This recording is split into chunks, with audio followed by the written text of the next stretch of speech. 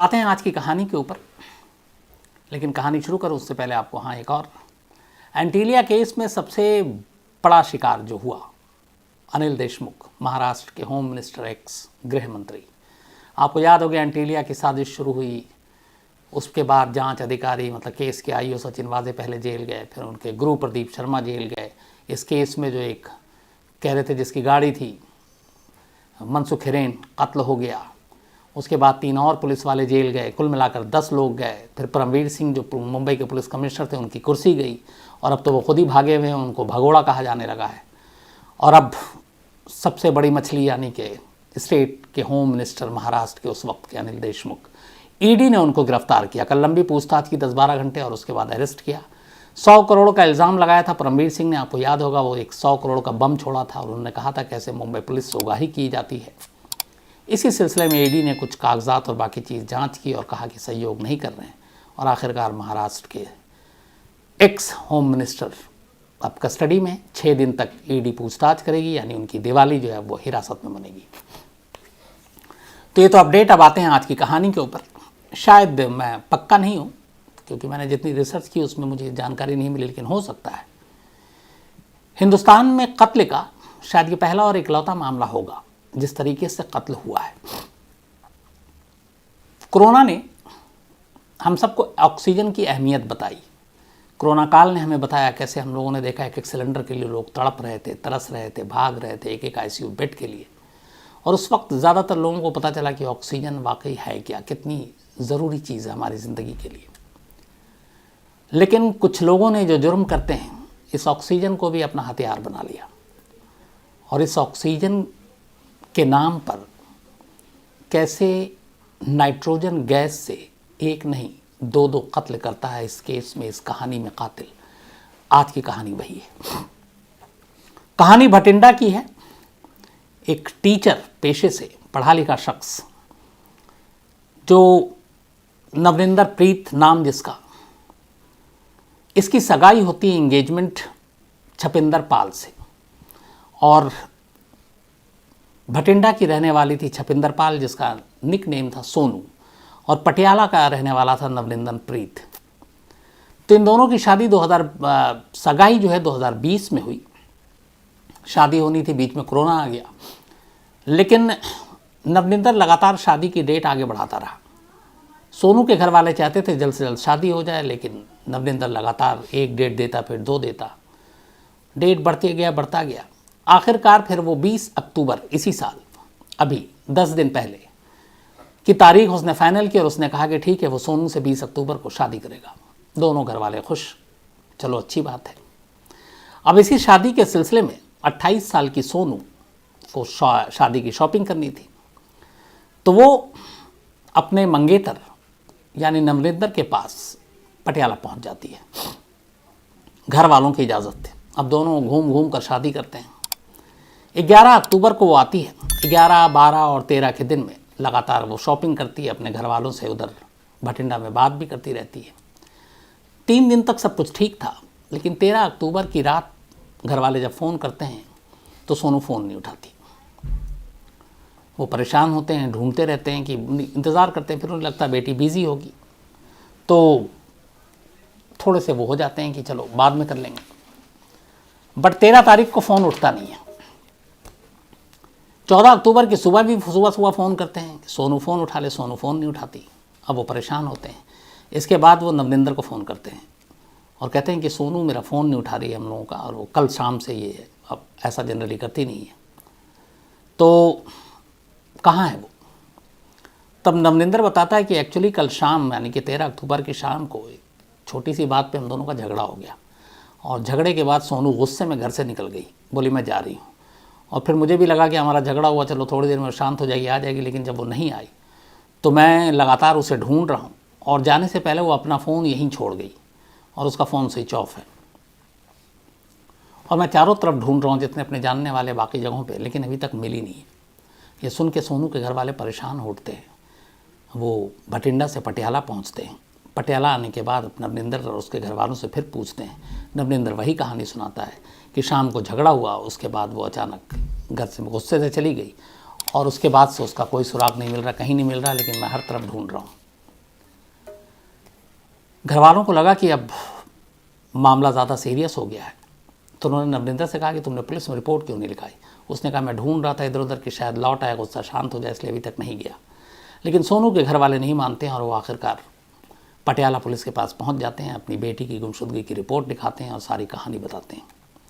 Police, चूँकि इस case में सबसे बड़ा विटनेस उसी का मंगेतर, नवनिंदर को बुलाकर पूछताछ करती है, उससे पूरी कहानी सुनती है। नवनिंदर वही कहानी रिपीट करता है, कहता है कि 13 तारीख की शाम को दोनों में झगड़ा हुआ, गुस्से में वो फ़ोन घर पे ही छोड़ गई और उसके बाद चली गई। उसके बाद से हमारा कोई संपर्क नहीं है। अब पुलिस को ये समझ में नहीं आया कि ऐसी कौन सी बात हुई, 7 दिन के बाद शादी है, मंगेतर हैं दोनों, छोटे मोटे ये जो बातचीत लड़ाई गुस्सा होता है वो तो ठीक है, लेकिन सीधे घर छोड़कर चली जाए ऐसी क्या बात हुई। नंबर 2, उसको गए हुए 24 घंटे से ज़्यादा हो गया और मंगेतर जो है पुलिस में कंप्लेंट नहीं लिखा रहा है, ये भी एक अजीब बात है। पुलिस को नवनिंदर पे कुछ शक होता है लेकिन सिर्फ शक, अभी तक कोई सबूत नहीं, क्योंकि दोनों परिवार से पता चला कि दोनों खुश थे। शादी की तारीख उसने बड़ी मुश्किल से 20 अक्टूबर फिक्स की थी, 1 हफ्ते बाद शादी थी, शादी की शॉपिंग हो रही थी, तो कोई वजह नहीं थी कि नवनिंदर कुछ ऐसा वैसा करेगा। लेकिन पुलिस हर शक को सीरियस लेती है और पुलिस का काम भी है, कहते हैं, शक करना। तो पुलिस ने इस शक के आधार पर, और तो कोई सबूत नहीं था, उसने नवनिंदर की ज़िंदगी में झांकने का फैसला किया। उसने पता किया नवनिंदर है कौन, क्या है। तो जब उसने नवनिंदर की ज़िंदगी में झांकने का फैसला किया तो एक अजीब सी खबर मिली पुलिस को। पता चला कि नवनिंदर, जिसकी 20 अक्टूबर को शादी होने जा रही है, सुखदीप नाम की एक महिला से ऑलरेडी इसकी शादी हो चुकी है और ये शादीशुदा है। अब जब ये बात पुलिस को पता चली तो पुलिस को लगा कि शायद सोनू के घर वालों को भी मालूम होगा कि शादी हो गई।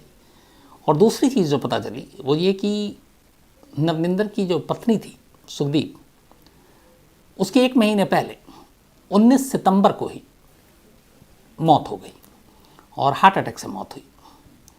तो फिर पुलिस को लगा शायद उसकी मौत के बाद दूसरी शादी घर वाले तैयार होंगे और सोनू के परिवार को ही पता होगा। लेकिन ये भी था कि मौत 19 सितंबर को ही और दूसरी शादी 20 अक्टूबर को, यानी सीधे 1 महीने के फ़ौरन बाद। तो ये बात अटपटी लगी। पुलिस ने फिर सोनू के घर वालों से बात की, कहा कि ये क्या आप लोगों का अरेंज मैरिज है? तो उन्होंने बताया हाँ। तो उन्होंने कहा आपको पता है नवनिंदर शादीशुदा है? घर वालों के पैरे तले ज़मीन खिसक गई। उन्होंने कहा जी नहीं। उन्होंने कहा है। अब उन्होंने सारे प्रूफ रख दिए। अब सोनू के घर वालों के मतलब यकीन ही नहीं हो रहा है कि उनके साथ ऐसा धोखा हुआ है। उन्होंने कहा कि हमें तो ये बताया नहीं, कि हमें तो ये था कि ये कुंवारा है और उसके बाद उसी हिसाब से रिश्ता तय हुआ, लेकिन रिश्ते के बाद से ये लगातार शादी की तारीख टालता रहा और अब लग रहा है कि ऐसा क्यों कर रहा था। अब जब ये बात पता चली कि पुलिस को एहसास हो गया कि नवनिंदर धोखा दे रहा था सोनू के घर वालों को, तो पुलिस के पास एक पुख्ता सबूत आया कि शादीशुदा होते हुए सोनू और सोनू के घर वालों से छुपाकर उसने दूसरी शादी क्यों करने जा रहा था। पुलिस ने फैसला किया नवनिंदर को गिरफ्तार करने का, हिरासत में लेने का। नवनिंदर को हिरासत में लेती है पुलिस और फिर अदालत के ज़रिए उसकी कस्टडी लेती है। 6 दिन की कस्टडी मिल जाती है कोर्ट से, चूँकि सोनू गायब थी और सोनू का सुराग भाई दे सकता था। कस्टडी में लेने के बाद अब पुलिस नवनिंदर से अपने तरीके से पूछताछ करती है। थोड़ी देर तक तो वो टिका रहता अपने पुराने बयान पर कि 13 की शाम को झगड़ा हुआ, फिर वो चली गई। लेकिन पुलिस की सख्ती के आगे फिर वो ज़्यादा देर तक टिक नहीं पाता, क्योंकि पेशेवर क्रिमिनल था नहीं, टीचर था पेशे से, आदत नहीं थी उसे 3rd डिग्री और बाकी चीज़ें सहने की।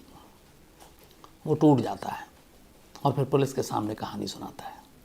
और पुलिस को न सिर्फ कहानी सुनाता है बल्कि वो कहता है कि चलिए मेरे साथ। पटियाला के अर्बन एस्टेट इलाके में उसकी कोठी थी। तो पुलिस से कहता है कि चलिए मैं आपको सोनू का पता बताता हूँ। पुलिस की एक टीम नवनिंदर को साथ लेकर हिरासत से पटियाला के अर्बन एस्टेट उस कोठी में पहुँचते हैं जहाँ पर नवनिंदर अपने बूढ़े माँ बाप के साथ रहता था। कोठी में जाने के बाद वो अपने बेडरूम में पुलिस को ले जाता है। पुलिस बेडरूम में पहुँचती है। बेडरूम में जाने के बाद वो वहाँ पे टेबल और सोफ़ा सब पड़ा हुआ था। वो पुलिस से कहता है इन सबको हटाइए। हटाया जाता है। नीचे कारपेट कालीन बिछा हुआ था, उसको भी हटाया जाता है। जब वो हटता है तो दिखता है कि शायद अभी हाल में इसमें गड्ढा खोदा गया है। इसके बाद पुलिस अपने साथ लाए मज़दूरों के साथ खुदाई करती है। नवनिंदर की कोठी में उसके बेडरूम के अंदर फर्श के नीचे खुदाई के बाद सोनू मिल जाती है, लेकिन जिंदा नहीं, एक लाश की शक्ल में।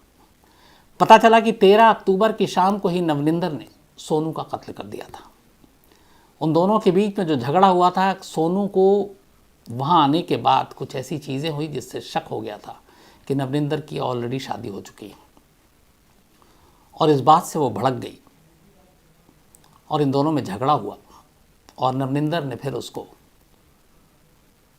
मारने का प्लान बनाया। अब वो सोचने लगा था कि कत्ल कैसे करना है, और ये बात बल्कि एक दिन पहले की थी, और एक कत्ल करने के लिए उसने अपने याददाश्त पे जोर डाला। उसे रास्ता मिल गया। फिर उसने कहा कि सोनू का कत्ल वो कैसे करेगा। उसने सोनू से ये कहा कि अगर तुम ऑक्सीजन अपने चेहरे पे और लेती हो एक्स्ट्रा, तो चेहरा खिलने लगता है, और ऑक्सीजन आपको पता है सेहत के लिए बहुत अच्छी चीज़ होती है सारी चीज़ें। तो उसने सोनू को फिर तैयार किया। उसने कहा कि अगर तुम ऑक्सीजन का इस्तेमाल करोगी तो तुम्हारा चेहरा खिल उठेगा। सोनू को लगा कि ठीक है।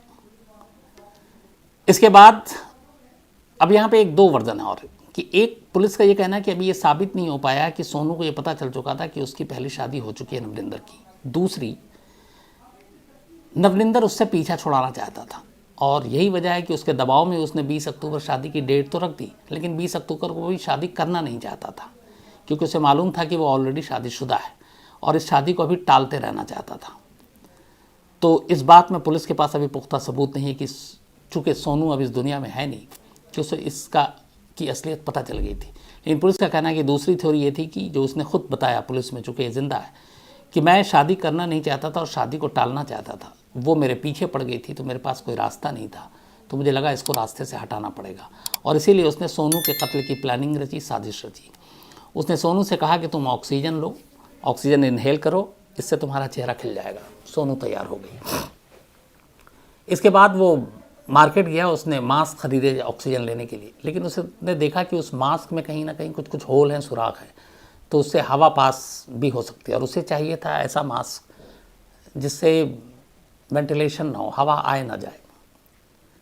इसके बाद उसने दूसरा ये काम किया कि ऑक्सीजन के सिलेंडर में, कोरोना काल में आपको पता है घर घर में सिलेंडर मिलता था, उसने ऑक्सीजन के सिलेंडर में नाइट्रोजन गैस भर दिया। नाइट्रोजन गैस भर के अपने घर में ले आया। सोनू को उसने कहा ऑक्सीजन इनहेल करो, उसने मास्क पहनाया, सोनू ने मास्क पहना, और वो ऑक्सीजन समझकर नाइट्रोजन गैस लेती रही। थोड़ी देर में सोनू बेहोश हो गई और फिर उसने दम तोड़ दिया। जब उसकी मौत हो गई, उसके बाद उसने वहीं कमरे में ही अपने बेडरूम में गड्ढा खोदा फर्श पे, जहाँ पे टेबल और वो सारी रखे चीज़ें होती थी। टीवी को तेज़ चला दिया ताकि शोर गड्ढे की आवाज़ जो है वो टीवी की आवाज़ में दब जाए, और फिर गड्ढा खोदने के बाद इतनी जगह कि जिसमें सोनू को दफनाया जा सके उसने दफन कर दिया। ऊपर पत्थर वत्थर रख दिए, फिर उसके बाद कारपेट बिछाया, टेबल रखा, सब कुछ नीट एंड क्लीन कर दिया। घर के अंदर माँ बाप थे, उनकी मौजूदगी में ये सब कुछ हो गया। उसका ये था कि अगर कल लाश मिलती भी है तो ये ना पता चले कि कत्ल किया गया है नाइट्रोजन गैस से। तो खैर उसने पूरी अपनी कहानी सुनाई। अब जब ये कहानी पुलिस को पता चली कि इसने अपनी मंगेतर को मारने के लिए नाइट्रोजन गैस का इस्तेमाल किया, तो फिर पुलिस ने जो शुरुआती इन्वेस्टिगेशन की थी कि इसकी एक और पत्नी थी सुखबीर, जिसकी 19 सितंबर को मौत हो गई, तो फिर पुलिस ने कहा कि उस केस की भी जांच करते हैं। लोकल पुलिस से पता किया गया तो पता चला दिल का दौरा था। फिर सुखबीर के घर वालों से बातचीत की गई। उन्होंने कहा उसके बॉडी पे कोई मार, कोई ऐसा ज़ख्म, कोई चोट के निशान नहीं मिले थे जिससे हमें शक होता कि उसका कत्ल हुआ है। फिर नवनिंदर से पूछा गया कि अब तुम सच बताओ। तब उसने फिर दूसरा सच बताया। उसकी मंगेतर की लाश ने उसकी बीवी के कत्ल का सच उगलवा दिया। उसने कहा कि मैं दो तरफा इधर फंसा हुआ था, एक तरफ बीवी थी, दूसरी तरफ मंगेतर शादी के लिए फोर्स कर रही थी। समझ में कुछ नहीं आ रहा था, तो मुझे ये लगा कि अगर बीवी के रहते हुए दूसरी शादी करेंगे तो बीवी को पता चल जाएगा, भेद खुल जाएगा, तो उधर से भी जाऊंगा, इधर से भी जाऊंगा। तो सबसे पहले बीवी को रास्ते से हटाना था। उसने कहा कि नाइट्रोजन गैस का पहला इस्तेमाल उसने अपनी बीवी पर ही किया।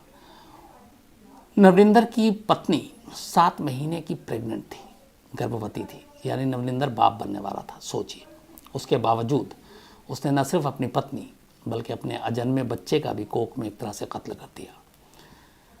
नाइट्रोजन गैस लाकर उसने ये कहा अपनी बीवी से, जैसे मंगेतर से कहा था तुम्हारा चेहरा खिल उठेगा ऑक्सीजन के इस्तेमाल से, इस बार उसने कहा कि अपनी बीवी से कि अगर इसमें ऑक्सीजन लेते हैं तो बच्चे का सेहत इसमें बड़ा अच्छा होता है, पॉल्यूशन नहीं होता और ऑक्सीजन के ज़रिए बच्चा अच्छे से होता है। उसकी पत्नी को भी ये बात समझ में नहीं आई, पति पे भरोसा था, पति था, क्या सोचेगी कि पति कातिल है। तो उसने भी नाइट्रोजन गैस को ऑक्सीजन के सिलेंडर में डाला और अपनी पत्नी को मास्क के ज़रिए वो गैस उस तक पहुंचा दिया, इनहेल कराया। अच्छा, जब उसे पता चला था कि मास्क जो बाहर में मिल रहा है उसमें से थोड़ी सी हवा इधर जा सकती है तो शायद गैस का उतना असर ना हो, उसने खुद मास्क तैयार किया प्लास्टिक का घर में बैठकर, और वो ऐसा मास्क जिससे हवा बाहर ना जा सके, और उसने इसी मास्क का इस्तेमाल अपनी बीवी से करवाया और अपनी मंगेतर को दिया। तो उसकी पत्नी ने भी ऑक्सीजन के धोखे में नाइट्रोजन गैस इनहेल किया और उसने भी दम तोड़ दिया। चूँकि गैस लेने के बाद वो बेहोश हुई, फिर दम तोड़ दिया, शरीर पर कोई ज़ख्म के चोट के कुछ निशान नहीं। सुबह इसने फिर अचानक हंगामा किया, सबको बताया कि अरे उठ नहीं रही है सुखबीर। फिर सबको उसने कहा कि वो दिल का दौरा पड़ा था, हार्ट अटैक था। बॉडी देखकर भी यही लग रही थी कि कहीं पे कोई खराश नहीं, कोई खरोच नहीं। तो सबको यही लगा कि वाकई ये दिल का दौरा ही पड़ा था, और 7 महीने की प्रेग्नेंट थी, कोई सोच भी नहीं सकता था पति कातिल निकलेगा। तो सुखदीप कौर को इसने मारा। तो नाइट्रोजन गैस से जो पहला कत्ल किया इसने अपनी पत्नी का, और दूसरा उसने किया अपनी मंगेतर का। अब यहाँ तक तो कहानी ठीक थी। अब पुलिस को इसके बाद और जब कुरेदा गया तो पता चला कि इसने अपनी पढ़ाई लिखाई करने के बाद ये श्री गंगानगर गया था, और श्री गंगानगर में ही इसकी मुलाकात सोनू यानी छपिंदर पाल से हुई थी। फिर वहाँ इसने दोस्ती की, उसके बाद दोनों की सगाई हो गई। शादी हालांकि ये टालता रहा था, लेकिन इससे पहले इसने एक और शादी कर रखी थी। मतलब पहली बीवी सुखदीप कौर तो थी ही थी, साथ में एक एसटी नगर में इसकी एक दूसरी बीवी थी, और ये उसको अलग से किराए के मकान पे रखा करता था। तो मतलब ऑलरेडी 2 शादी कर चुका था। तीसरी मंगेतर थी जिसके साथ 20 अक्टूबर को शादी होनी थी। पहली बीवी का कत्ल कर दिया, तीसरी जो नंबर पे बीवी बनने वाली थी या मंगेतर, उसको भी मार डाला। दूसरी बीवी जो है मतलब वो अभी भी है। अब इसके सारे इस इकबाल जुर्म के बाद पुलिस भी हैरान कि एक शख्स सिर्फ शादियों के लिए क्या इस तरीके से कातिल बन सकता है। और कत्ल का जो तरीका उसने चुना, चुके पढ़ा लिखा टीचर, कि ऑक्सीजन सिलेंडर, अच्छा उसे ये पता था कोरोना के दौरान में ऑक्सीजन को लेकर लोगों की जागरूकता, लोगों की जानकारी, और ये भी पता था कि इस पॉल्यूशन में ऑक्सीजन। फिर उसने क्या किया था कि हॉलीवुड और बॉलीवुड की कई फिल्में देखी। उसने ये भी पढ़ा था कहीं, जो पुलिस ने बताया कि माइकल जैक्सन ऑक्सीजन लिया करता था अपने आप को यंग रखने के लिए, फेस पे ग्लो के लिए, बाकी चीज़ें। और उसे ये भी पता था कि नाइट्रोजन गैस का असर क्या हो सकता है, और इसीलिए ऑक्सीजन के छोटे छोटे सिलेंडर में उसने नाइट्रोजन गैस भरवाया था। तो ये थी एक अजीब कहानी